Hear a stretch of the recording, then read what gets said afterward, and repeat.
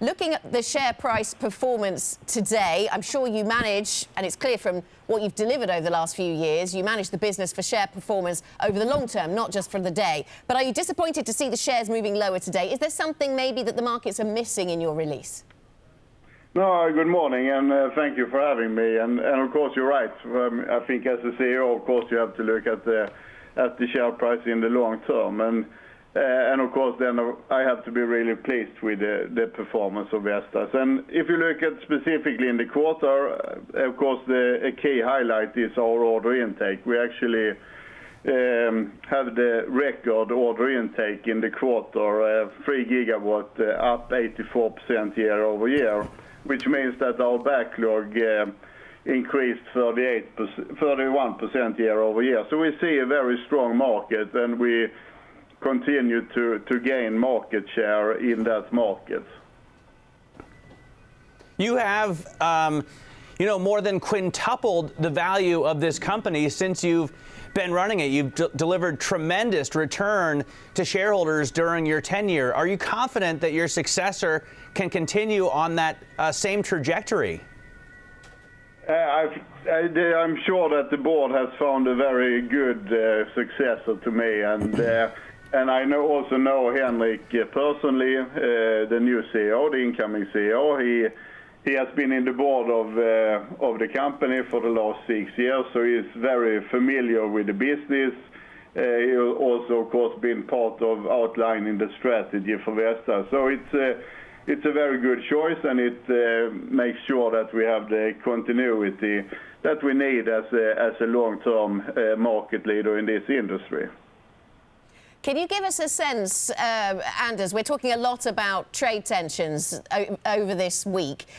Can you give us a sense as to how much that is impacting on your business? Of course, the raw material costs, there's an impact there, but the tariffs in particular. Yeah, no, of course. I mean, the tariffs has an impact, and of course, the tariffs in itself has an impact. In the quarter, especially, a big part of our revenue in the quarter is in the U.S. And of course, then in a small quarter with a high percentage from the U.S. market, we see the full impact on tariffs, and that is, of course, on components, but also primarily, of course, steel is a raw material that we use heavily in our wind turbines. So it definitely, as expected, I would say, have an impact on the margin in the quarter. Anders, as the costs of your competitive renewable energy source, solar, continue to come down, and complaints about wind turbines continue, at least here in Germany, are you concerned about losing an edge in terms of which form consumers would rather have? No, not at all. I think if I look at the market as we see it, I mean, we see a very strong market. And as I said, I mean, our order intake is record high. It's 3 gigawatts in the quarter. We've never had a higher order intake, and it's up 84% year over year. So, of course, I have to be very pleased with wind's competitiveness. And I think